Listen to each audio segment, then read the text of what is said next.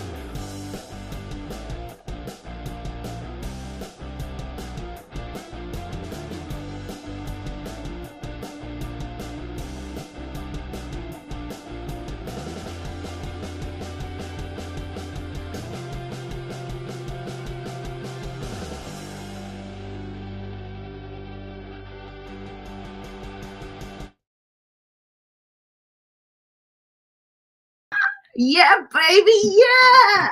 Welcome to the show. It's me, Fran, and I can't believe it. Arsenal have actually gone and won the game.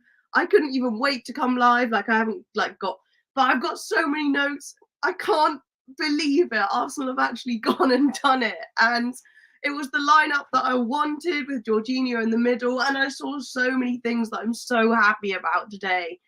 This was the best possible scenario that could have come out of this game, and I'm just beyond excited. I'm so happy.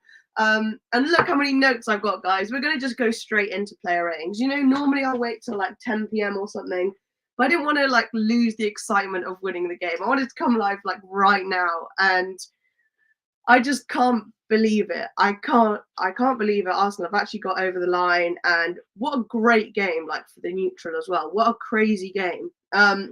Yeah, on your way in, please do hit the likes. This is the instant, unfiltered match reaction, and we're going to do player ratings, which is my favorite bit and your favorite bit. And if you don't know me, my name's Fran. I'm an Arsenal fan and Arsenal artist. I've made all the artwork behind me that you can see. And I'm quite a skeptic, to be fair, about the whole process. But today, I couldn't have asked for more. I could not have asked for more. I'm absolutely thrilled with it. And thanks to Alison as well for potentially, like, I don't know, just Alison getting us back into the game. Just an absolutely mental match. Absolutely mental match. We're going to talk about all of it. So let's say hello to a couple of you in the chat. I'm just so excited. Jagan says, this is why I tell people to reserve judgment on the team and manager before we're actually mathematically out the conversation. Yeah, brilliant performance today, down to a man, completely. Let's hear the haters today saying BX, come on, vamos, we in this, 3 points. I'm smiling, my facial bones might have been rearranged, Fran. Oh my gosh, are you feeling okay? I just can't believe it. Like, the neighbours must have thought that like we were both being murdered or something, because me and my mum were going absolutely mental. I was trying to make the thumbnail for this, and halfway through the match I made a happy thumbnail, then a disappointed thumbnail, then another happy thumbnail, and now I'm just absolutely thrilled. But first of all, look, let's start, and we're going to have a look now at the Premier League table, and boy does it look good. So there we are, the updated Premier League table. Arsenal on 49 points, just 2 points behind Liverpool. And I think Arsenal must have been listening to my team talk yesterday, where I was saying, like, we haven't had good form. We haven't looked good going into this. Like, prove us, like, show us that you want to win the league, Arsenal. And they did. They did. The desire was there. The passion was there. The, like, keep goingness was there. Just all of it. Absolutely amazing. So let's do a quick, like, no one thought Arsenal were going to win that. Even I was like, can we actually do this? If the team actually is ever going to turn it on, then it's got to be today. It's got to be today. And they actually went and did it. I can't believe it. So notably, though, I first of all want to actually credit Mikel. There were some things I still didn't agree with, but tactically, I think this was pretty spot on.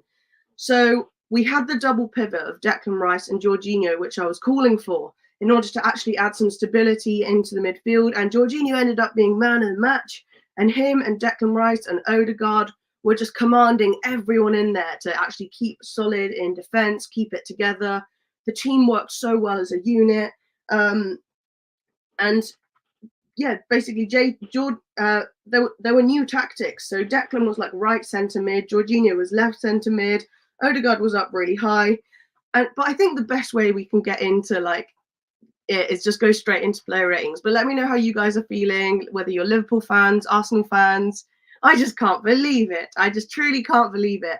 So I think we'll talk starting 11, then we'll just get straight into player ratings, okay? So the starting 11, I was really, really happy with, because you guys would have seen on my preview stream yesterday, I wanted the double pivot of Jorginho and Declan Rice, considering that we were playing the best attacking side in the league. That was what we needed to actually have some like body in midfield rather than two attacking midfielders if it was like ESR or Havertz or someone like that. I was a bit skeptical that Havertz was starting, but it turns out that Jesus is actually injured again. On my starting lineup, I said I would have started Trossard up there. But luckily Trossard did come in and he scored anyway. So from my point of view, I'm so happy. I got my double pivot. Trossard came on and scored. Havertz started, and I'm not sure why he started, but at the end of the day, he managed to get Konate sent off. So, like, whatever. If he had scored the winner, then it would have been a full coloured pencil portrait for Kai Havertz, honestly. But I'm quite glad that it's not, because I'm not ready for that emotionally yet. But even he was okay. But all the player ratings, they're not all going to be 10s out of 10s. Like, there were some stinky moments, Saliba and Raya. But the team managed to come through with some amazing performances from Declan Rice, Jorginho especially, Gabriel. Who else did great? Martinelli. I don't know why he was taken off, but we've actually done it. We've burst that like Klopp goodbye balloon just for a day.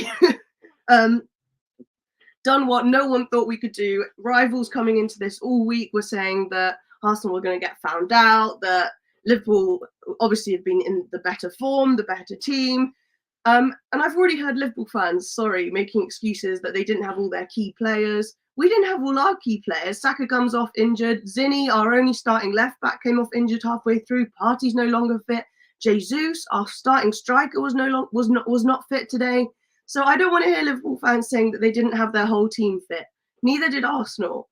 And yeah, I think Arsenal played really, really, really well. Definitely the best performance I've seen from us all season. We actually showed some intensity and speed on the ball.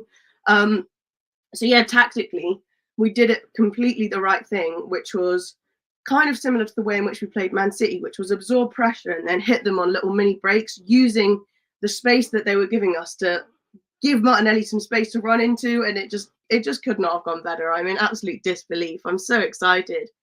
Fran, you still sound unwell. Please look after yourself, okay? Yeah, I'm still not 100%, but I'm just so excited about this result. I couldn't not go live.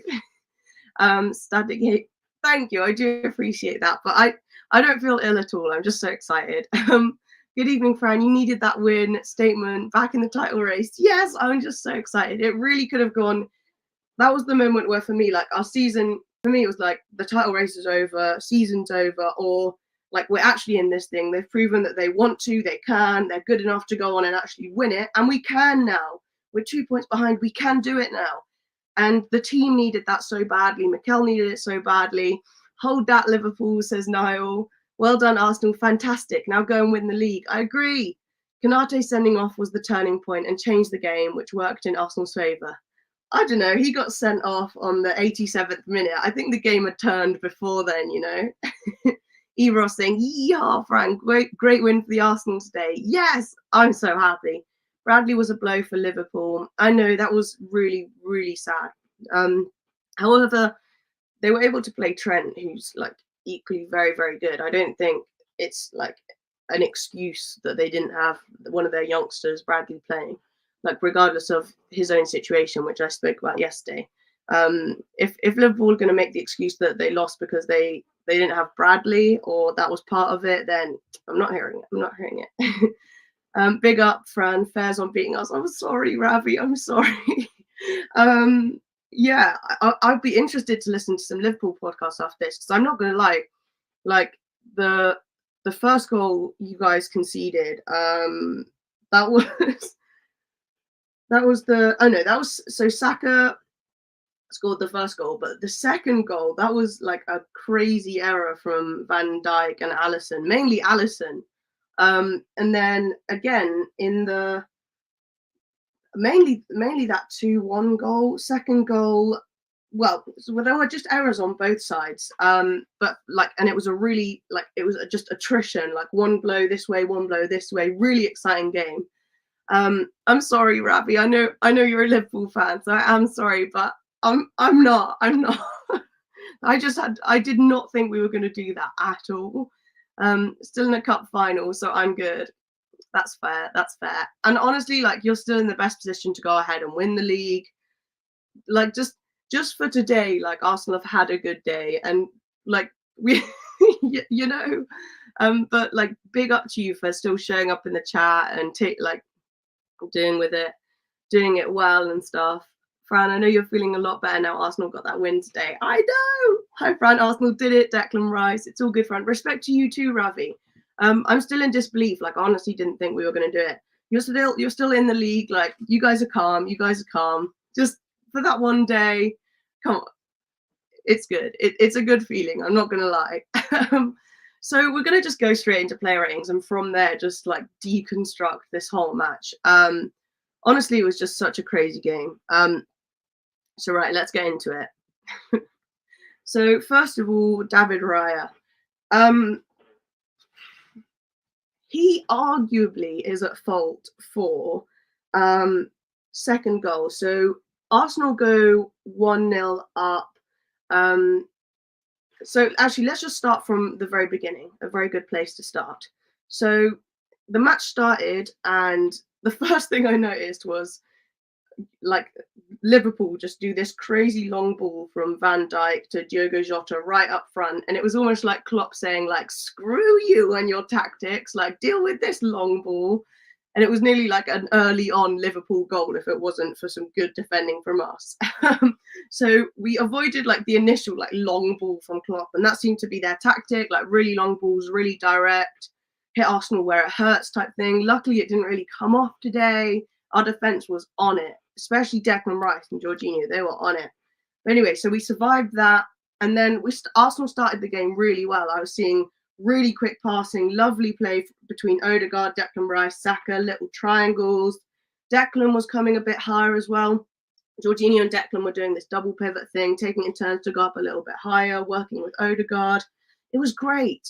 And when Martinelli did get the ball, normally I think he had got a bit of license to actually like go on and play Martinelli, like just do your thing, because Liverpool are not going to be sitting back parking bus. Respect to Liverpool, like they're just not going to play like that. So if we can actually get the ball off Liverpool, Martinelli was just told, like, tear it up down the wing, and that's what he did. The whole first half, he played really well. Liverpool were getting chances. On the 12th minute, there was a Gakpo chance that went wide. Both teams, when they get the ball, were just, like, rapidly breaking towards the other one's goal. This game just could not have been more exciting. Like, it was so evenly matched, I thought. Maybe I was wrong. And then there's a goal. Finally, there's a goal. I didn't actually write down what minute, but Odegaard through ball to Havertz, who does like the worst shot in the world, like the most floppy shot at Alisson, which actually rebounded to Saka, who managed to finish it. And then the second half of the first half, Liverpool were growing into the game. Arsenal kind of sat back quite a bit. And then right before halftime, we get to where I'm going to talk about this David Raya and Saliba goal, because that was suspect. So we were 1-0 up, Liverpool growing into it towards halftime. And then for the second goal, I've written, we completely the bed. So Saliba is shielding it for Raya. to come out and come claim and clear the ball. We're in like the 49th minute, waiting for half time. And Raya doesn't come out to clear the ball. Saliba's just holding it, like, come on, bro, like, come get the ball. And it appears like just to be a major miscommunication between Raya and Saliba. And then, is it Trent or is it Jota? One of the Liverpool attackers just thinks like, screw this, I'm just going to get the ball off Saliba and like poke it into the goal. So just like the most dumb goal. They managed to score after having had no shots on target before this point, just through this stupid defensive moment. And I can't believe that we actually recovered from that, because that killed the stadium. It killed like the vibes for the whole second half until we actually managed to pick it up again. Like, sucked. The stadium was so disappointed. I was watching like, oh my God, this has got like a Liverpool 2-1 written all over it. But it didn't work out that way. And that was due to some crazy things that then happened in the second half. But so David Raya, this moment with Saliba led to us conceding just before half time. And it was a mess from Raya and Saliba. Who do you guys think was at fault? Because so apart from that crazy moment, he actually did really well. So he's solid when he needs to come and claim the ball, much more solid than Ramsdale, who sometimes had like flappy hand syndrome. He went long once or twice as well. So I think he's proven to Arteta that he can play it out from the back if he needs to. But I think he's been given the license to like sometimes just distribute it long. And that was actually really effective way to like bypass all of Liverpool's midfield and just get it to Martinelli or Havertz. Maybe that's why Havertz was up there, so that we could try and do that a few times. So I thought he actually performed really well if he hadn't had that dumb moment with Saliba. Let's see what you guys are saying. So Arsenal did it. Declan Rice says Gunner TV. We did, man. We did. I agree, Ravi. You did have key players missing. Nuances of Fate. I love that name. Saying Martinelli coming back to form. A great day. Ali, oh, I'm sorry. Another Liverpool fan saying we are poor. Arsenal deserve to win this. Yeah, because I'm only looking at it from a pure like Arsenal point of view, what we did well and didn't do well. But I'd be interested to hear Liverpool. Like, did you guys think that you played poorly then? I imagine you'd be disappointed with the second goal you conceded for sure. That was the one with Van Dijk and Alisson like tackling each other almost. So I'd be really interested. I'm going to go and watch how Liverpool fans think you guys played, because I certainly think like Arsenal did play well, but when you do think about it, it was not like you guys didn't carry like the normal amount of threat that you do. Maybe it was like having such a key player like Szoboszlai missing in the midfield. I don't know, but you were still certainly very dangerous. So Taro saying, hey Fran, big up. I'm so happy. Declan Rice is a different animal. You're so right. You're so right. When we get to Declan Rice player ratings, like he saved us again so many times.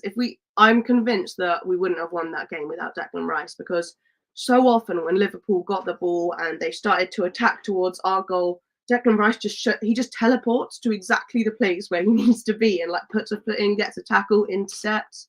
And Jorginho was doing it too. They were like the little mopping up partnership that as soon as we lost possession, one of them would teleport to exactly where they needed to be to stop Liverpool's attack. It was amazing.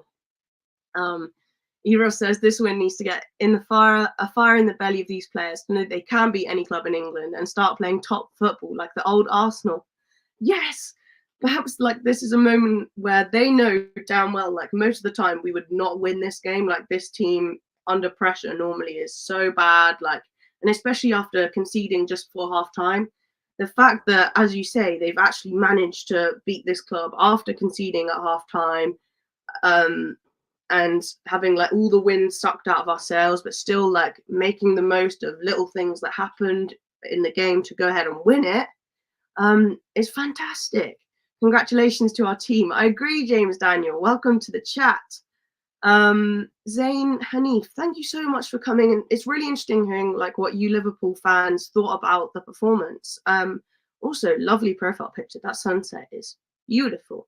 So Zain is a Liverpool fan and says, you have to respect Arsenal, never faltered under pressure tonight. Experienced players like Van Dijk and Alisson crumbled. Okay, so that's interesting. Certainly, I think that moment was like I couldn't believe it. So the second goal that we scored to make it 2-1 to Arsenal, that was a Martinelli tap in after Virgil van Dijk and Alisson, like, so we did our moment with our defender, Saliba and Raya. And then Van Dijk and Alisson went like, hold my beer. Sorry. So like, you want defender and goalkeeper miscommunication? Like, come on, Virgil, let's do this. So yeah, so weird because they're like the most composed duo in this league. So yeah, as a Liverpool fan, you must be thinking like, what the hell was that? Because Martinelli's kind of through on goal, just one-on-one against Virgil. Virgil kind of knocks him off the ball. They have a little tussle, and then Alisson comes out and I don't know, like gets right in the way of Virgil van Dijk, and then Martinelli's able to like tap it in. They got right in each other's way. Like that was so uncharacteristic from Virgil van Dijk and Alisson. But I was just like, I was shamelessly going like, yeah. Alisson coming out there with this like bright mango orange colored kit, just like getting in the way of Virgil van Dijk. It was madness.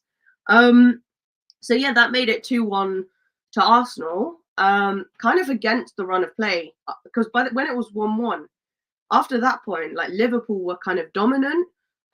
We were just getting the odd sort of break, I thought, and then through a miracle, which was the Alisson Van Dijk mess up, we got it to 2-1. But even then, it was like risky time. Like we easily could have conceded a few times, but defended so like super well, and then managed to nick it with a Trossard one in the 91st minute. So yeah, I would be really interested to see how whether Liverpool fans think you could have done better. Let me know. Gooner Gathering saying, hey Fran, hope you're good. Yes, I'm good. Everyone go and watch Gooner Gathering. My friend Lee's watch along to see all the like live goal reactions. I'm sure it was fantastic. I was just, I'm sorry I couldn't join you for the watch along. I was just glued to the TV. Gooner Gargan was saying, I knew we would beat Liverpool. Fair enough. I didn't know we were going to beat Liverpool. I'm still like in shock. Fran, do you see Arsenal going on to win the league? Or do you see City sneaking back in? I certainly see City sneaking back in. Now they've got De Bruyne, obviously, and Haaland. They're going to be in their usual City like train, like being like a freight train till the end of the season. We just have to use this as like a new turning point in our season to actually fully go like we're in the title race again. So we just need to be perfect basically from now on. And this has been the best possible way to start that real title challenge. So yeah, now it's on now. It's on. This could be like one of the most exciting title run-ins for years. It could be like a proper 3-horse race if like all three teams continue on in this form. It's fantastic. Is it already Christmas because it's the season of gifting? I don't know. I think Arsenal deserve more credit. They fought more and wanted it more. Well, big up to you, Zane. A big up to you. I love that. Like that's a big Liverpool fan right there, being able to credit the other team. I've already heard some Liverpool fans like making excuses, saying that like we were missing key players and stuff. So yeah, fair enough. Yeah, I thought Liverpool were not like at their absolute best, but I'm more just pleased that Arsenal did manage to actually hold it together. So I'm going to probably give David Raya. I'm going to give David Raya. We only conceded one goal, and I wasn't sure whether it was Raya's fault or Saliba's. It was just a whole thing, and it was such a bad time to concede it. But apart from that, he actually did really well. So I'm going to give him a 6.5, I think. He would have had up there with an 8. Yeah, he would have been up there with something like an 8 had that goal that we conceded not happened just before half-time. Yeah, that was just a crazy moment. So for me, it's a 6.5. Let me know if you think that's about right or not, and then we'll move on for Raya. Taib's in the chat saying great win. Thank you. Why am I saying thank you? I mean, thank you for commenting. And yes, I agree. I can't believe it. So 6.5 for me for David Raya. Let's move on. Okay, Eros agrees. Yeehaw. Understandable. He and Saliba need some kind of point reduction. Okay, yes. Him and Saliba are in the naughty corner. They need to go into the ice bath and contemplate their actions. Although maybe I'll let them off because we actually came through and won the game. The scenes at the end of the match were fantastic, and Gary Neville was hating his life. You know, even Gary Neville tried to say, like, when Martin Odegaard was having fun with the photographer, Gary Neville was saying, like, oh, just get back into the tunnel. You've won the game already. He was so salty. Like, it was music to my ears. It was amazing. So Ben White, he had a very, very busy first half. He was under a lot of pressure. He got a yellow for time wasting, which I think was actually very fair. Ben White, he's a little, like, scoundrel with things like that. He will do that. So very fair, was on a yellow, luckily, and then managed to kind of rein it in, didn't get sent off. He didn't do anything particularly wrong. He had a good game versus Diaz, I thought. Didn't have any howlers, was pretty good in build-up play too. So you reckon Joey Essex 7.5, Raya gets a 7 for Gooner Gathering. Great distribution from Raya or Ben White, GG. Yeah, but Ben White, not one of, like, the star players of the game, but a really decent performance from him. That's the thing, like, a lot of our team actually played well today. We're looking at kind of 7.5, 8s across the board, as opposed to the rest of the season where it's been 6.5, 7s across the board. So because we're feeling kind, should we give him, okay, no, but so Jagan reckons solid 8. Gooner Gathering reckons a 6. He was insane on the ball, and a lot of our team, like the passing, the build-up was amazing. It was so good, so good. Yeah, and what also I was really impressed with was Ben White off the ball as well. A decent game. For me, he gets a 7.5.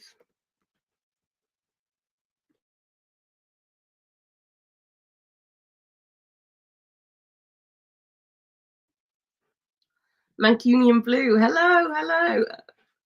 Arsenal actually won a high-pressure game. Can you believe it? Mancunian Blue, nice to see you. There's pressure on you guys tomorrow now, though. Although it's your game in hand, so I imagine you'll be okay. I think Man City are playing, is it Brentford tomorrow? Ivan Toney, ooh, it could be difficult, but I think you'll get the 3 points. Welcome to the chat, though.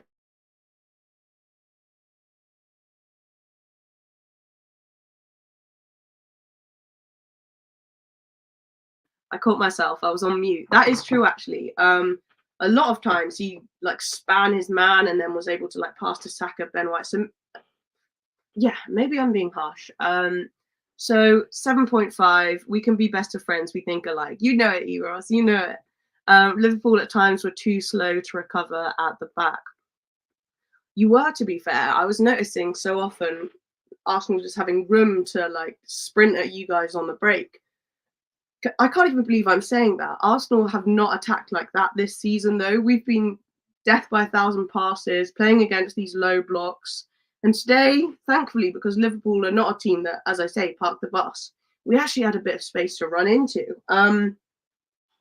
Although Liverpool, you guys did adapt a little bit. They weren't as ultra high pressing as, like, you normally are against teams, because you guys realised, I think, that Arsenal are actually quite good at keeping the ball. But it was clever the way Liverpool played, like, building more and more, like, pressure, like, forcing us to kind of make mistakes as it got into, like, the second half and stuff. But luckily, like, we survived.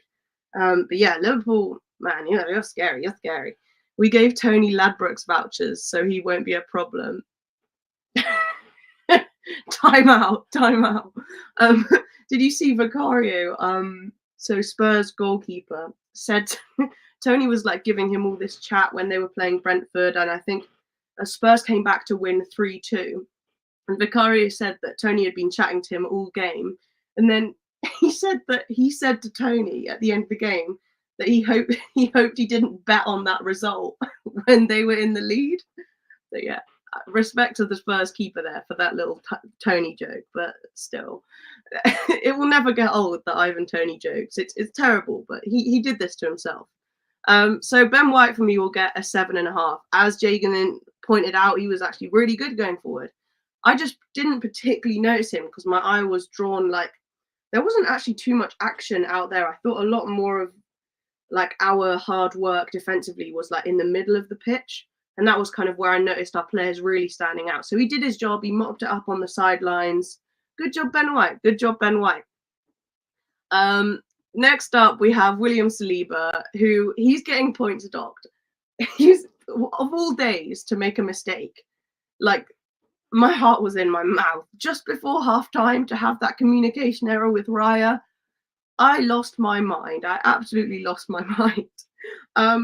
So yeah, the goal we conceded just before half-time, I lost my mind. I absolutely lost my mind. So Saliba, Raya, miscommunication. Should Saliba have just like not relied on Raya to come and clear the ball and in fact just cleared it himself? I don't know. I will never know. I want to sit those two down in a room and just be like, what happened? What was that? That so easily could have cost us the game had the boys not come through in the second half and like dug out a result. So he would normally Saliba is sat solidly on an 8. And today it's going to have to be a point off. So 6.5, 7 for me, because that goal was no. All Arsenal players get a 10 for me. They showed up, did their job, and gave me a good day. You're welcome. You're welcome, Man City. So when you play Liverpool, you show up, give us a good day, and then you and me, rematch from last year. Maybe you and me can just make it a 2-horse title race, okay? Get like Liverpool and Klopp out the picture. It's a deal. It's a deal. Fran, for Arsenal, is this style of play sustainable without a clinical striker? No. No. Yes. No. It's hard because last season, without a clinical striker, we scored more goals than we've ever scored in a Premier League season, even though we didn't have a clinical striker. But I think quite often we rely on like, I don't know. It's an interesting question. I do think we need a striker though. I think it is sustainable, but it's making life a lot harder on ourselves than it needs to be. That's the thing. It doesn't need to be that complicated. Bring in someone who can fit into this style of play that actually does score a few more goals than our strikers like Jesus, for example. And then life's a little bit more plain sailing, you know. Saliba 6. Jack Grealish is in the chat. Thank you, Arsenal. 4 Pete incoming. Well, I'm absolutely blown away. We've got a celebrity in the chat. Jackie boy, you're welcome. You're welcome. 4 Pete is not incoming. Absolutely not. Get out. Jack Grealish is getting a red card. Time out for you. Saliba 7. The Rolls Royce was a Ford Escort today. The Rolls Royce had a moment. The Rolls Royce broke down temporarily. It blew a tyre. I just had a complete moment where I forgot how to be a car. So you guys reckon Saliba 6, Saliba 7. Okay, so should we put it somewhere in between 6.5? That was just, we did not need that as Arsenal fans. We did not need that from you, Saliba. You're meant to keep things calm, you know. Luckily, the rest of the team dug you out of that, Saliba. And we did manage to get the 3 points, but my gosh, it was not necessary. Oh, Afa, new name in the chat, and he's harsh. Give Saliba a 5. I think he gets rescued a little bit, though, because we did go on and win the game. However, hindsight is 2020, right? If we'd have gone on and drawn the game or gone on and lost it, whereas a lot of the game, it was very much in the balance, especially most of the second half. You know, it was 1-1. It seemed like the next team to score was going to go ahead and win the game. So if we had, in fact, conceded one of the many shots that Liverpool did have, actually, we didn't concede too many shots because our midfielders were so good at mopping up like their attacks before it even got to the goal point. So I was so impressed with our midfield, you know. However, if we had gone on to, in that balancing act in the second half, lose the game, Saliba would be getting like a 2 out of 10. I was not happy with it. So you reckon 5? I'm gonna give him a 6.5. He gets a 6.5 from me. It's somewhere kind of in the middle, but we can't be having that, Saliba. All that praise all season, then in the most important moment of the most important match of the season so far, he just completely has a massive brain fart. I'm not here for it. Gabriel, on the other hand, immense. It's so hard to. Gabriel performed way better. He has performed way better than Saliba, even the last few matches. It's just so much harder to see it because he doesn't have like the grace and elegance of Saliba. He doesn't seem quite as physically imposing. He blends more into the background, I think, but does most of the dirty work when Saliba's kind of doing random like swanning around and things like that. Gabriel's actually getting stuck in and doing most of the defending. So he had a great game, I thought, an absolutely great game. He was fantastic in possession. Him and Saliba, when we do have the ball, just communicate telepathically, know exactly where the other one's going to be. He saved 28th minute or so. He does an amazing block save. He actually blocked quite a few like dangerous Liverpool attacks, like with last minute defending and stuff like that. He had a great first half. And then in the 35th minute, like, he just played so well. He did this amazing long ball to Martinelli, shot saved in the 37th minute, set piece.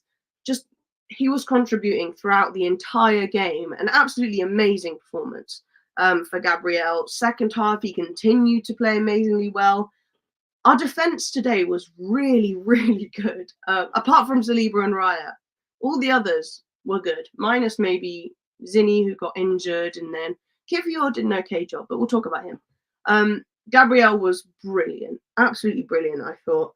I'm trying to think if there was any things I would mark him down for.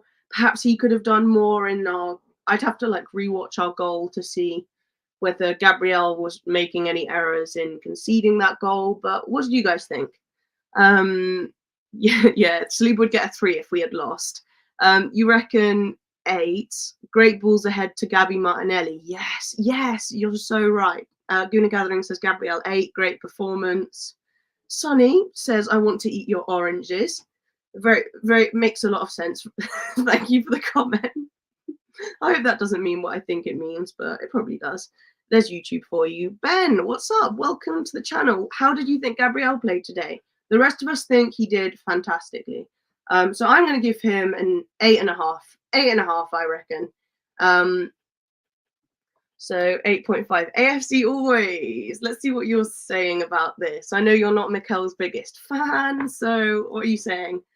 Oh man, why you just enjoy life a little, AFC always, you know, for 5 minutes, just go, that was a great game. Right, but I respect it. Saying, question, to the Arteta fans, Arteta's been here since 2019. We are in 2024. If the Prem or the Champions League isn't won in May, then it's a failure. Why should a process take 5 years or more? I actually completely agree with you, like, in terms of like how long it's going to take. I think Arteta's got everything it takes to be a really good manager. It's just like how long it will take type thing is like my sticking point. Like, are we expected to wait 6 years, 7 years, 8 years to win the Prem?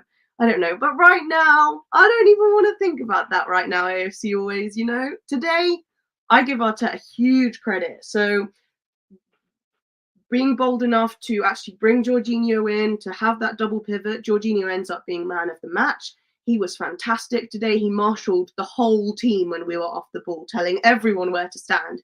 And because he is older and a bit more experienced, all our young boys were looking at him and following like him and Odegaard, who were basically telling them where to stand. It was great. And we were also, Mikel Arteta set us up to play a bit more on the break. Today, the manager did really, really well. So I'm not even talking about like end of season aims and stuff. But right now, to be sure, like we've got ourselves in the conversation. Now I fully expect our team to press on and go ahead and do absolutely everything we can to win this league title. I'm hoping this is the start of our real form this season, you know, our purple patch, and perhaps everything running up to this was just been building towards an amazing run of form right now. That is what needs to happen. Early Doors Football TV, saying big up Golartzo. How are we doing, Fran? We're doing good. How are you doing? Thank you for coming in and saying hello. So he had his moments after the own goal. He played better and better every minute. Yes, so good. Oh, it's Tony. Oh, cool. AFC always saying, Fran, it was a great win. Don't get me wrong. I want to beat Liverpool at Anfield. Why is it we can't win there? I love it. I love how consistently like you stick to your standards and stuff. I do, but like, oh, I don't want to talk about the end of the season right now. But I hear you. I do hear you. So I'm going to give him an 8.5 for me. And then we will move on to Zinchenko, who got subbed off at halftime. I was baffled by that decision. Then it turns out that potentially he's got an injury, which luckily Tomiyasu is coming back like ASAP. So if Zinchenko's out injured, like Tomiyasu is coming back in to save the day just in time. Amazing, amazing, amazing. But I thought he had a pretty quiet first half, to be fair. He did nothing wrong, but he did nothing amazingly either. I thought he was tenacious, defended really well. He wasn't, I think he'd just been told, like, just do the basics, do them well today, and that's what he did. Ah, you're talking about Gabriel. Yeah, so he had his moments. He played, he had such a great game, I thought, Gabriel. What did you think about Zinchenko? For me, quiet first half. He got subbed off for Kivior, who then, when they brought on Kivior, like my heart was in my mouth. I thought, like, God, no, please, no. I'm glad Salah wasn't playing against Kivior because he would have ruined him. And he looked a little bit nervous, Kivior, when he came on. But basically, I think the centre of our defence, so Gabriel, Saliba most of the time, Jorginho and Rice played so well that there wasn't actually too much pressure on Ben White and Zinchenko to like fully defend, because the whole team was defending as a unit, coming across in this way and that way and this way and that way. So he wasn't under too much pressure, but he did okay. So for me, he'll get a 6, I think. Oh, a 5. That's harsh, Gooner Gathering. Pretty harsh. I'd give him a 6.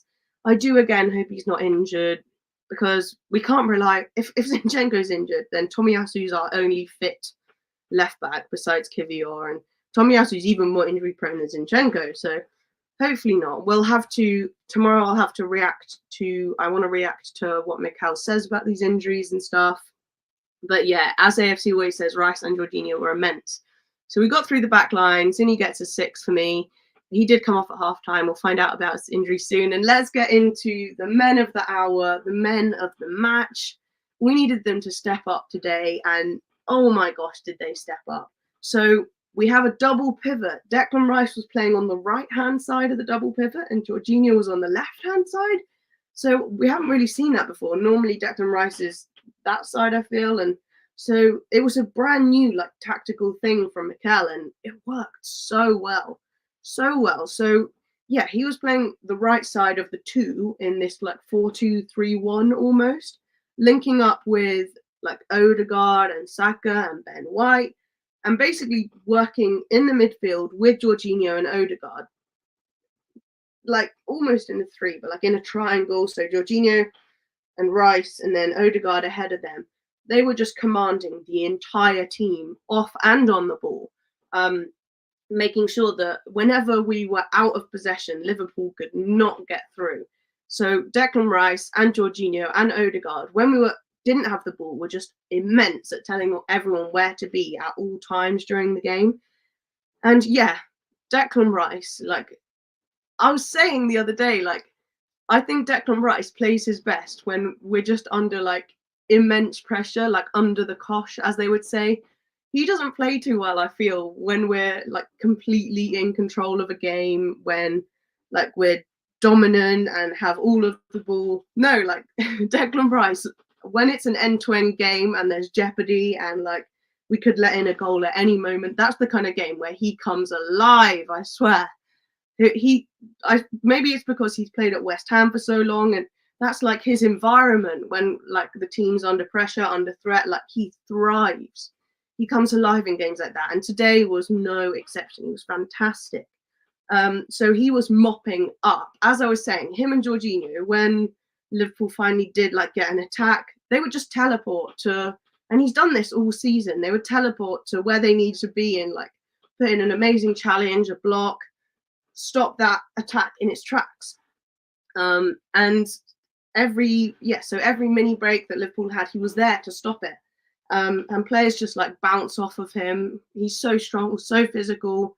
And I actually enjoyed his. I think he's getting better at joining in the passing and build-up play as well when Arsenal have possession. But like, without this game, I don't think. Without him in this game, I don't think we win it. I just think he's so switched on for when a team, like when a team is going to try and attack us, and he's just there to stop it. He's fantastic. Nothing bad to say about him. So the 5 is like the average. Fair enough. Tommy coming back next game. Oh, thank goodness. Kivior got a higher match than Zinchenko. Do you think? I'm not gonna lie, Zinchenko is not a great player. You know it's bad when a Liverpool fan says that. Normally he's all right, you see, Ravi, but the games where he's really good are where we're like dominating, and he can just like, he's good when we're in possession, but when like he actually has to do some defending, he's like Trent but without the goal threat. That's kind of what I say. So Rice 7 for Ben. I don't know. I'd give him a higher score than that. I think Rice 8. We are blessed. We sure are. Just a normal day for Rice. His normal day is like outstanding. He's just out. Like he's such. We're so lucky that we have him. You're right. It's like. That reminds me of that quote where he texted Rio Ferdinand saying, like, I've been doing this, like, for years, Rio. It's just now that I'm at Arsenal, people actually notice. So perhaps it is just a normal day for Rice, and we've just never noticed, like, how good he is because he was doing this every day for West Ham. So, yeah, he was in his element. It was a normal day for Rice, but a normal day for Rice is like a 10 out of 10 for another player. So I'm going to give him an 8.5, I think.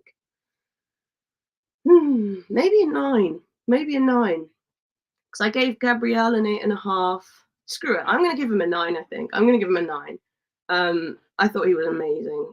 Like, can you imagine trying to actually run past him as a team? Like, he would be the most irritating player to play against. He's just always there.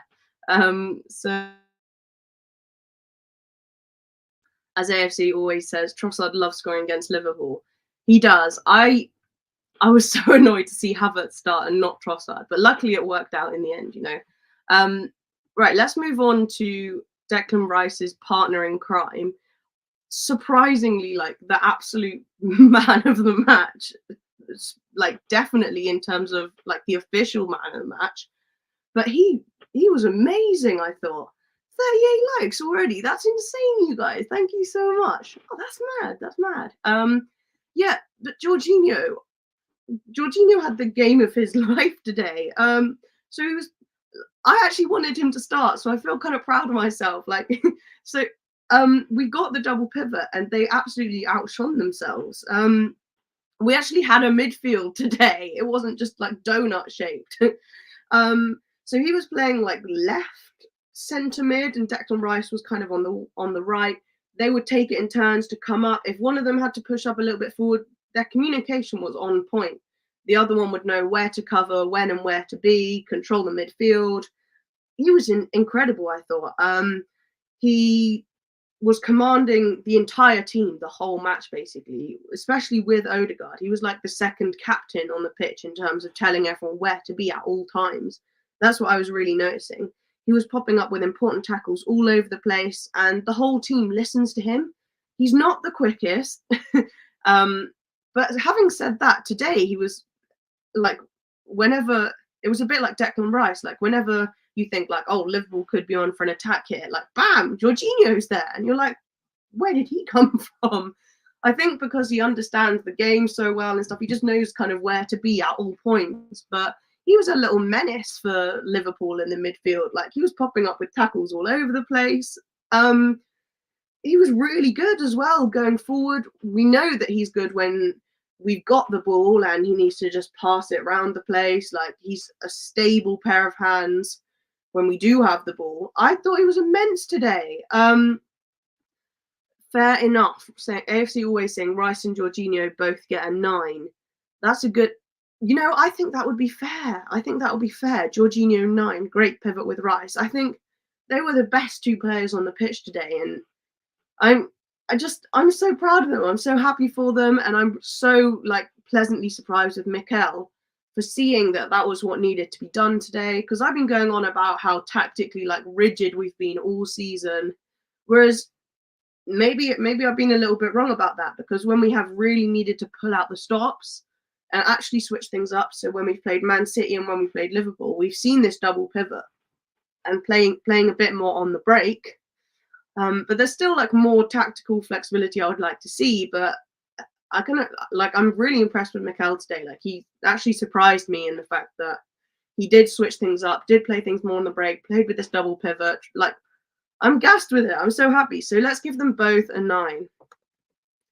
What can I say? A 9 for Jorginho and Rice. Who'd have thunked? Who'd have thunked?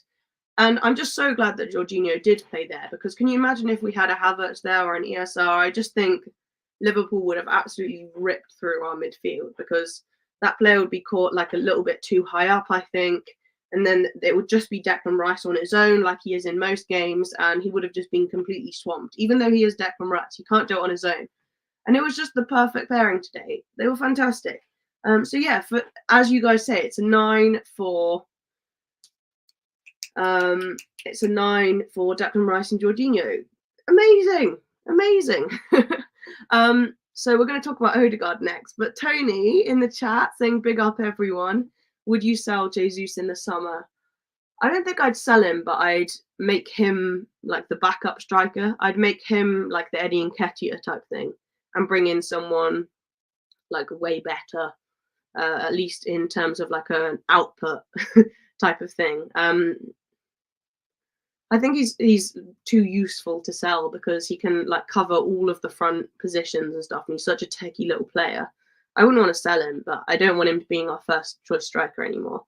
I forgot to even talk about that. The fact that Jesus is injured again is ridiculous, ridiculous. But anyway, I just seen Tony said, I had the score going the other way yesterday. I've never been so happy to be wrong. It's amazing. And I think like something that I'll not be happy to see today is like people that are more negative, like Arteta outers, so to speak. People love to just come at them and say like, you're in the mud now. Like, oh, look, the team and the manager have actually won. Like, what are you going to say? No.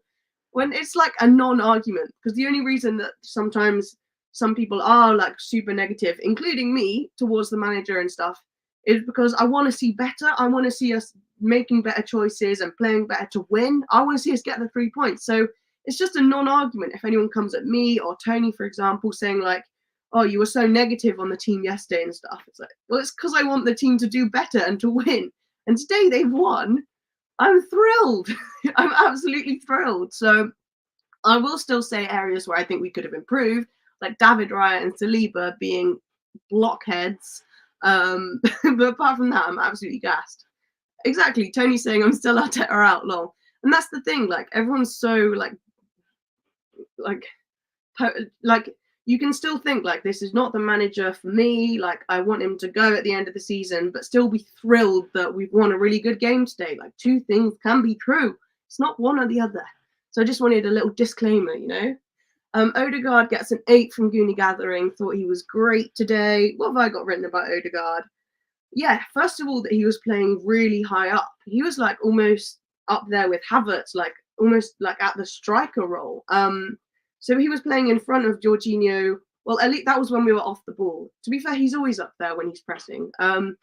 But when Jorginho and Declan Rice are holding the midfield and Odegaard was just in front of them, like almost in a little triangle. And he, for me, was part of that trio that were just absolutely controlling the midfield, telling everyone where to be at all times. They kept it really nice and compact. I noticed those three were keeping our shape when we were off the ball.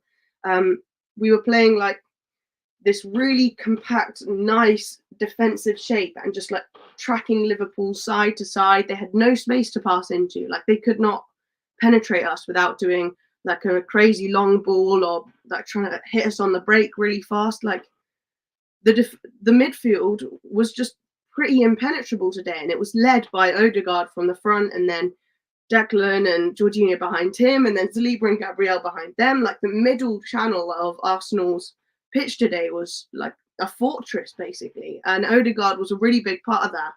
On the ball, I thought it was better.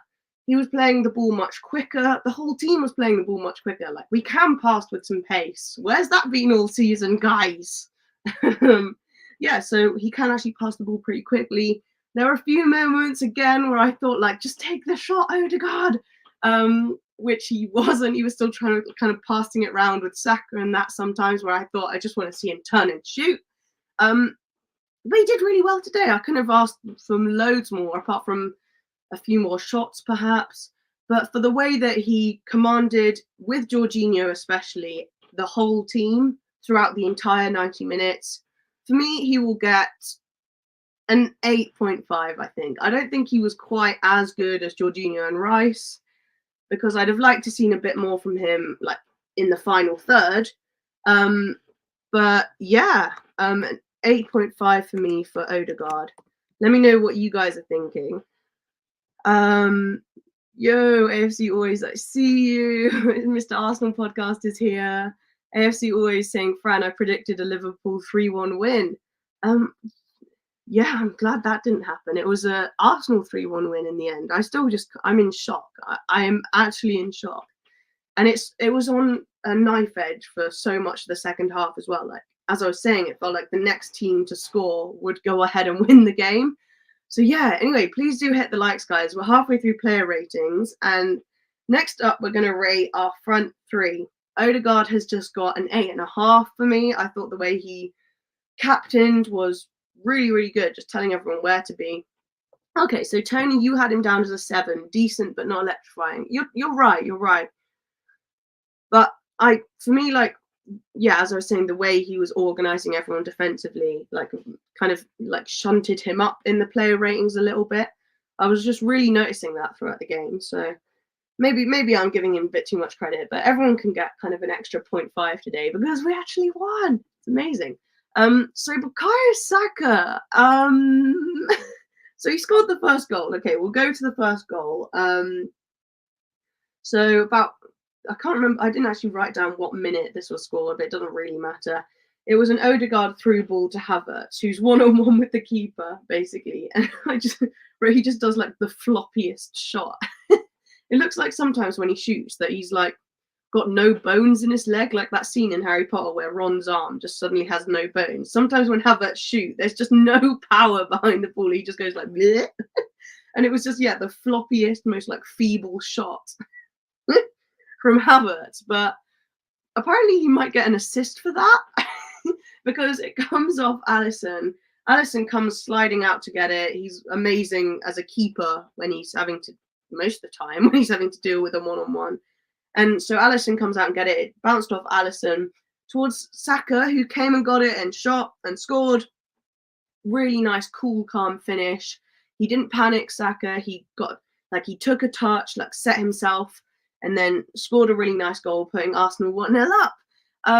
So that was definitely the best moment of Saka's match. I thought after that, he was frustrating to me. Like, I think he was slowing the game down. I think if you contrasted like how Martinelli was playing when we had the ball to how Saka was playing, it was like Saka hadn't quite broken out the fact like we're not playing another park the bus team. I feel like he was still in that mindset where he's like, oh, I don't know what to do. Like, this team has 12 players behind the ball. Like, oh, I'm just going to turn and pass back to Odegaard. No, this was a game where we needed to see like electrifying Saka. I feel like Saka, yeah, didn't realize that today was a game where like you actually have to attack quick. So yeah, I was getting frustrated. I would like to have seen Saka like actually try and take a few more shots on, like try and dribble past some men. Like, I thought, yeah, he would stop the ball, slow it, pass back. Like, he wasn't his like best attacking self, I thought, and I'm worried to see that he came off supposedly injured at about the 80th minute. So he was subbed off for Nelson. Maybe he'd kind of been struggling with an injury throughout the game. I don't know. So Tony reckons Saka 7. I had him down as Saka 7. Mr. Arsenal podcast, what's up? Saka 7. Wasn't his best, but took his goal well. And that is kind of, I mean, won't it be great if at some point this season Saka does actually like hit his like top form? Because we've been saying this, that his performances have been underwhelming like most of the season. I've definitely thought that. Like, he just doesn't look threatening at all, but he's just got another goal today. But he's by far our top scoring player, and he's looked very underwhelming all season. So maybe if he can hit a purple patch towards the end of the season, we'll be like, yeah, loving life. But I do think a lot of it is because we've been facing these low blocks and he's been having to deal with that and learn how to get past like 12 people sat in the penalty box. But yeah, today, not his best. Like, I feel like he could have enjoyed it a bit more, like actually tried to attack a little bit more. He looked, like, oh, I've actually got some space. Damn, I'm not used to this. I don't know what to do. And that was the kind of feeling I got. I just hope he's not too injured. I kind of agree with you guys from the 7.5 angle. Okay, so he is fine from Mikel. Do you think he just thought, like, today's not my day? Like, Mikel, please get me off. Yeah, it just wasn't really his day. But he scored the first goal. Again, not his best game, but he comes through with the output. So you guys reckon 7, 7.5. Let's go with a 7 then, since that's what you guys think as well. Let's give Saka a 7. He did get the goal, but apart from that, could have been much better. Could have been much better. Was not a scratch on his opposing partner on the other wing, Martinelli, which we will get onto now. Oh no, we're going to talk about. Let's talk about Martinelli, then we'll talk about Havertz. So, Saka. I mean, Martinelli way outperformed Saka. I thought. This was his game. It seems like every time he comes up against Liverpool or Trent, he just like I don't know. It's like he's had 11 Lucasades and just like lights up. And I think this game worked out so well for him because, a bit like when we were playing Crystal Palace, he actually had some space to run into. So Crystal Palace decided to come out and attack us, and Liverpool were always going to come out and attack. They're not a team that sits back and park the bus. And whenever Martinelli gets like a little bit of space, he's relentless. He's ruthless. Like, he's so rapid. You can't allow Martinelli, because of his pace, to like look up and see like a clear run towards goal, because he's so good in that scenario. And boy, was he so good against Day. I feel like 8 or 9 times I just see him running towards the goal. Like, as a goalkeeper, that would put fear like into my very soul. Sometimes when a really rapid player would break from the other team and it's just them running towards me with defenders like trying to catch up with them, I would just be screaming like, "Get back! Help me!" So maybe internally Alisson was saying that.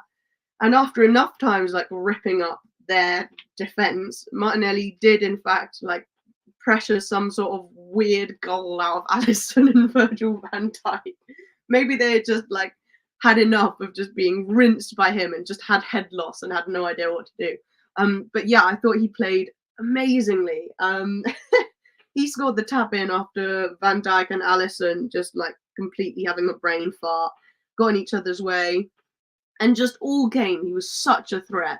Brilliant, as Spooner Gathering says, a return to his levels. Tony, you make such a good point, saying not sure why Arteta hooked him. Phil Mack is saying, sorry I'm late, was having a post-match snooze. I love the Hobbit profile picture, that's so cool. Yes, I need a post-match snooze. Like, the adrenaline after that, oh my god, it felt like that match lasted 4 hours for me. Normally Arsenal games fly by and I'm like, oh gosh, like I need to watch that again. I don't know what happened, but it felt like it lasted about 4 hours. Every kick I was just like living through the players going like, come on. Oh man, it was stressful. I'm going to have a post-match nap after this, but I wanted to jump on straight afterwards. But anyway, as you say, Martinelli, brilliant, a return to his levels. You can't give this guy an inch of space, and Liverpool, being the team that they are, always do that because they come out and attack. It's the heavy metal football that Klopp loves, but unfortunately that means Martinelli gets a bit of space. And players like Gabriel, Odegaard, Declan Rice, Jorginho especially, were finding him, putting these long like through balls through to him fantastically. And yeah, he was lethal. I would probably put him up there with Declan Rice and Jorginho, who both got a 9. And I would probably put him up there with a 9 as well. What do you think? 9 for Gabby. For me at least. And yeah, as Tony says, it's just really confusing that he was taken off. So I was like yelling for Trossard to come on. for like most of the second half because I felt like Saka wasn't really getting it done, and I wanted Trossard to start anyway. And finally, Trossard gets brought on in the 74th minute, but it was for Martinelli. Like it could have been for Havertz or Saka, and it would have made sense. But Martinelli was by far and away like our standout player in the attack, and at that point we hadn't like really won the game by this point convincingly. It was still 2-1, and you're taking off our best attacker. I was not happy about it, but he gets a 9 for me. Perhaps managing Gabby's minutes. Yeah, that's true. That's true. Epic win, but no season-defining statements, please. Let's just enjoy this huge comical win over Liverpool. Yeah, no season-defining statements from me. Oh my gosh, but I imagine there are probably Arsenal fans all over the place going like, that's it, get in the mud, we're going to win the league now. No, like what we've done today is actually put our foot in the door and given ourselves a chance to go on and have a purple patch and go and win it. But by no means is this like, I told you guys we're going to win the league. This is more just like putting a stop to the talk that we've fallen off the league. Now it's like, okay, we're still in it and we have a chance to go ahead and continue trying to win it, rather than had the alternative been if we'd lost, that we're out of it completely. So yeah, tell me about it, says Goonie Gathering. I've been talking for 2.5 hours. Oh my gosh, I don't know how you did that. I do not know how you do watch-alongs, honestly. I can just about get through player ratings. Then I've run out of things to say. Phil says, Kai bought his Chelsea dark arts to Emirates tonight and I loved it. He was such a little menace, honestly. Trossi is better as a super sub, reckons Phil. 9.5 for Gabby. He gets a 9, maybe a 9.5. No, because I've given, maybe, I don't know. Yeah. My best players of the match have been Rice and Jorginho and Gabriel Martinelli, who have all got a 9. Anthony reckons 8.5 for Martinelli and a 6.5 for Trossard for the goal. And the minutes he was on the pitch, yes. I'll get to the subs in a minute. Last of all, we've got to do Havertz.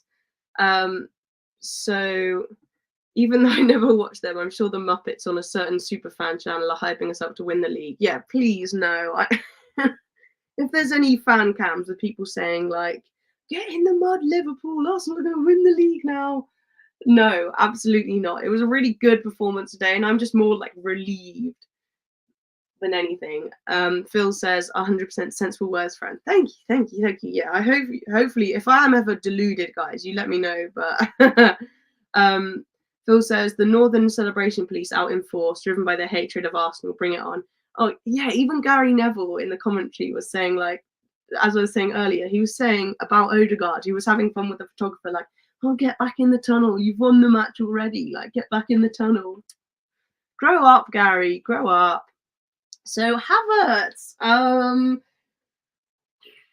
he was a real nuisance. That is what I will say. He managed to get Konate sent off. Like, it was a very, like, if you'll excuse my language, like, I won't say it, but like, S-Hauser performance from Havertz. Like, the shots he took were so weak and floppy, but he was diving here, he was diving there, he was pretending to be hurt here, got Konate sent off there. It was such like a bad performance almost that it was good. I don't know. He hid behind the defence in this early Saka chance. I thought he lacked like the aggression that I really want to see from my striker. Like usually he had like that stinky shot, which actually ended up being like an assist for the first goal, Saka's goal. It looked like he had no bones in his leg and it was just like a rubber foot. I just can't with this guy. I just can't work him out. He got Gomez's got a yellow off Gomez by just running on his own up the middle of the pitch and then winning a foul. He was great at winning fouls today. I'll give him that. I've also written, let me just read out what I've written. So I wrote, hid behind defence in early Saka chance, no aggression, stinky shot before first goal, caused Gomez a yellow, runs on his own up the middle of the pitch and wins foul. Lots of lame moments. Stuck in defensively. I think that sums it up. So he did get stuck in, but there were lots of lame moments from Havertz, but it kind of worked. Havertz, he's in the bin for me. Yeah, I think we won like despite players like Havertz and maybe Zinchenko, maybe White. Like, they were sort of carried by the core of our team, who were amazing. And by the core of our team, I mean like the actual like geological core. So Rice, what's his name, Jorginho, Odegaard, the defenders, everyone else. Like, as we got further out, so that would be Havertz, not Martinelli, Saka, maybe the fullbacks. It got a little bit weaker, but the smoking hot heart of our team was strong enough to pull everyone through, even Kai Havertz. So I just don't know what to rate him. I need your help. I don't know. Is it like a maybe a 7, 7.5, 7? What do you guys think? So Green Gathering says Kai gets a 7 for me. I thought he had a good game. He definitely like won lots of fouls. I just don't know what to make of him, honestly. Kai 8 for performance, 100 out of 10 for bastardry. Yeah, I see that. He looks so proud of himself in this photo as well. Like, Kai gets a 5. Loved the S housing to get Kanate's second yellow, but he really didn't do much else. He won fouls and didn't do much else. That's what I would say. Yeah. Anthony reckons he's in the bin for me. No, shush. Mr. Arsenal saying a 10. You must be joking. Say a 5. Kai's shot for Saka's goal was feeble. It really was. Like, I'm laughing because we won, right? But if we had lost, can you imagine what I'd be saying about Havertz? You know what I mean? It's one of them. Like, it's really hard to judge a player objectively because it's so like results based how I view everyone. If we had drawn or lost, I'd be going in on Havertz like a freight train. But we did win, so he kind of gets away with it. I would say you've got away with it today, Havertz.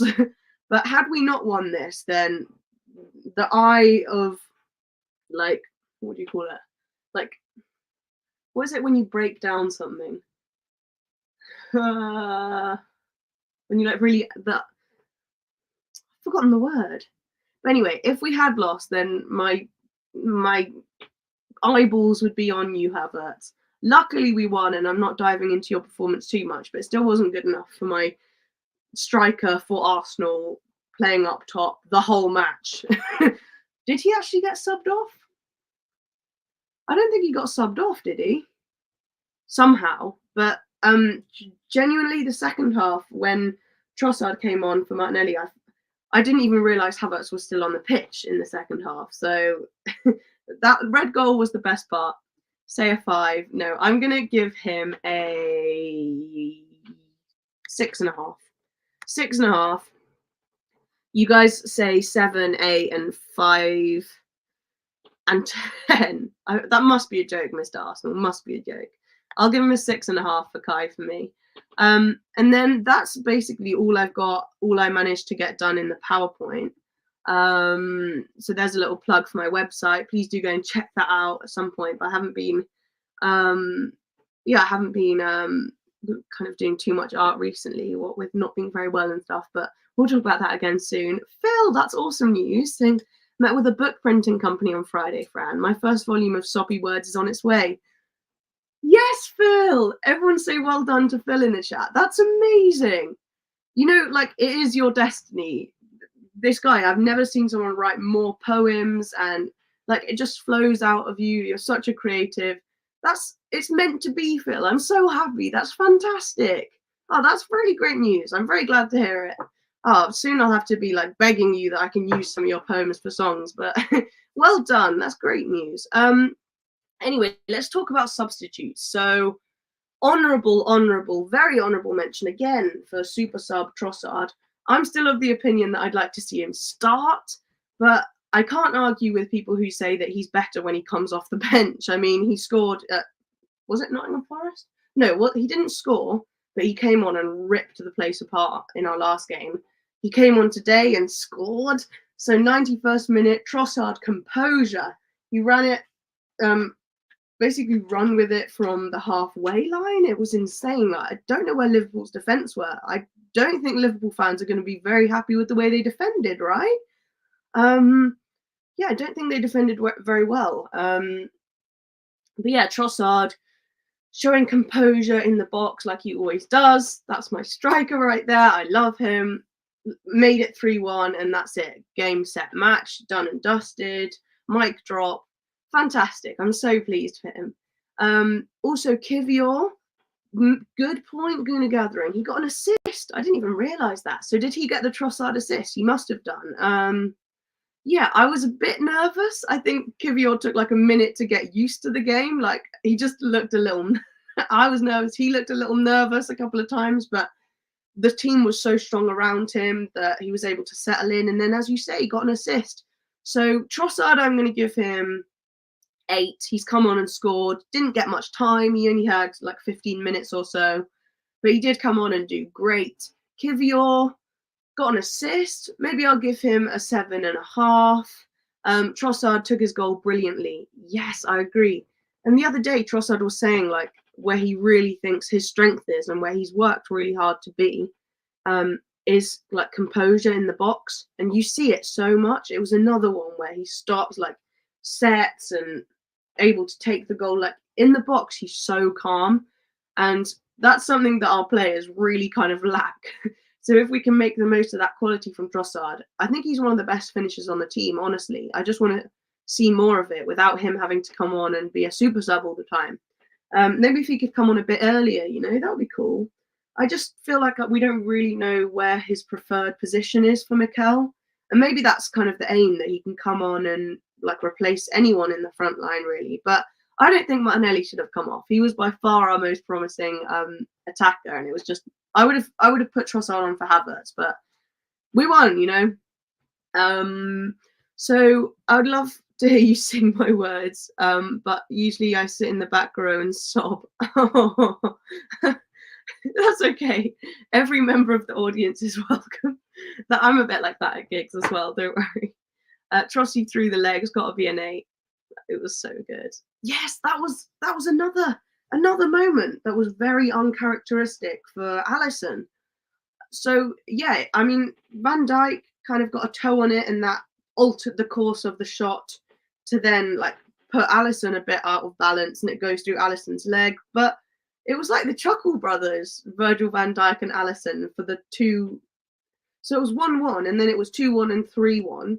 And our second and third goals were really poor from Van Dijk and Alisson. And that's not to take anything away from the Arsenal like performance, but it was very uncharacteristic, really.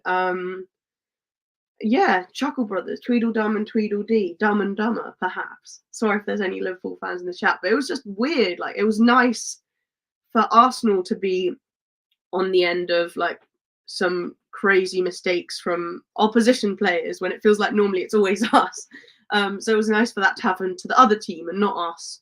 Although it did happen to us when we conceded our goal, but what can I say? 8 for Beetlejuice, great panna from him. Panna? Beetlejuice? You'll have to explain that one, Eros. Trossard 8, super sub. All the talk of Alisson being world class lately came crashing down like a Spurs title charge. Yeah, I noticed Spurs fans have got very quiet about being in the title race. Yeah, back where they belong. We always knew that, as I've been saying all season, like they're there at the moment, but they're too green as a team, like to really maintain the title charge. And I can say that as an Arsenal fan because I know what it's like not to be able to maintain a title charge. I speak from experience. I can see it in you too, Spurs. So hopefully this season, I mean, my theory from the beginning of this season is that when I did my review a third of the way through the season, was that we're deliberately starting slow and passing the ball slow with the long view of the entire season in order to improve like at this point in the season. So the pace of the games were slow, our passing slow, all of it to conserve energy for now. And maybe that is still the case. Maybe, I know it's only been like 3 good games in a row. Maybe we will build in, and all of this kind of rougher performances coming into this stage of the season have kind of been like by design so that we can hit our peak now. Maybe that is still something that could happen. That would be wonderful, wouldn't it? So we'll just have to see. But I could not be happier Ah, Panna equals nutmeg. Beetlejuice equals Trossard. Oh, I've never heard that. Panna nutmeg. Panna. Interesting. I've learned a new word today. Thank you, Eros. Yeehaw. I've got to stop doing a yeehaw.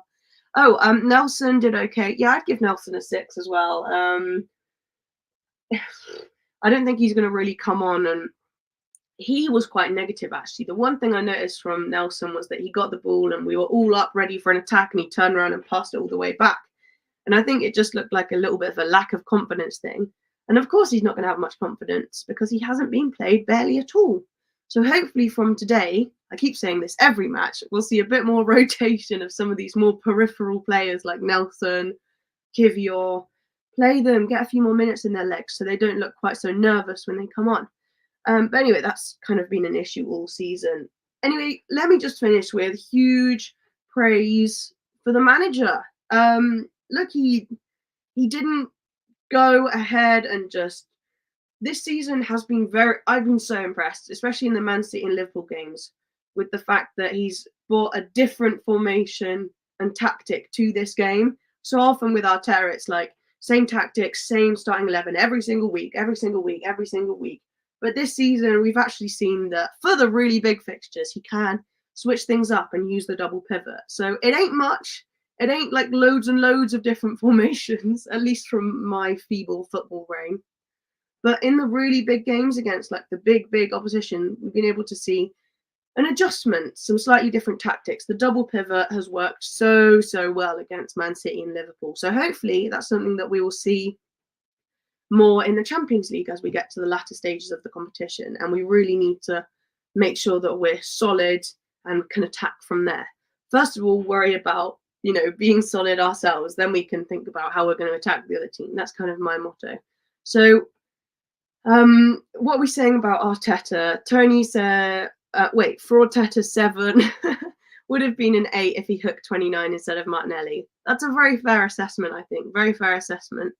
Yeah, it's just that whole rigidity thing. I feel like he has pre-planned subs and like they're going to happen at this minute, like whatever happens. He's such a rigid, like controlling guy. And it's just whether he's gonna like become like the top class manager that Arsenal needs like in time, or whether we have to wait like years and years for it to happen. I don't know. I think, as I always say, he's got the potential to be an amazing coach. It's just how long will it take? But enough of that talk. For today, I think he should be so proud of himself. It must be so much pressure off the man's shoulders, honestly. They were practicing at the Emirates, and clearly that's paid off. They were able to practice in the stand, like saying, Zinchenko, you stand here, Jorginho will be here, Declan Rice will be here, be able to visualize the whole match. And I'm sure that's what they did. They carried it out brilliantly. The midfield was amazing. The tactics, the coaching was great. I'm just absolutely thrilled. I'm absolutely thrilled. He has to learn to shoot from the hip once in a while. Yeah, he do. If he wants to be a real cowboy. Oh, that cowboy live stream I did, Tony. You weren't here at this point, but we did this whole cowboy live stream because it's a long story, but I like your saying about shooting from the hip. Anyway, as you can tell, I'm still not 100%, guys. I've still got a mega flu or something. So I'm going to go and have a nice hot cup of tea. And I'm going to go listen to some other people's player ratings, see what She Knows Arsenal's saying, who are some other people, see what Curtis said after the match finished. Yeah, just enjoy this win. I'm going to go and actually find out what some Liverpool fans have got to say about that performance and kind of bask in their disbelief about Alisson and Virgil van Dijk's performances. So I'm going to go and enjoy that. You guys go and enjoy it too. Go and find some annoyed Liverpool fans for once. And yeah, we've actually done it. We've actually gone and done it. Hey, Lightning Thunderblade, what's up? That's a very cool name and profile picture. Nice to see you. Very nice to see you. Welcome to the chat. But unfortunately, you've come in just as I'm rounding off this stream. Thank you very much for joining me. God bless you too, guys. Great stream. I'll go and everyone go subscribe to Gooner Gathering if you haven't already. Does the best watch-alongs. And Tony as well. Thank you so much again for joining me. And I'll see you guys tomorrow or the day after, depending on when I feel up for it. And we'll go through the press conference and more fallout from this game. So have a great evening, guys. Thank you for watching. Please do subscribe and hit the likes on your way out, and I'll see you hopefully tomorrow. Bye, everyone. Come on, you Gooners. Yes, title race is back on.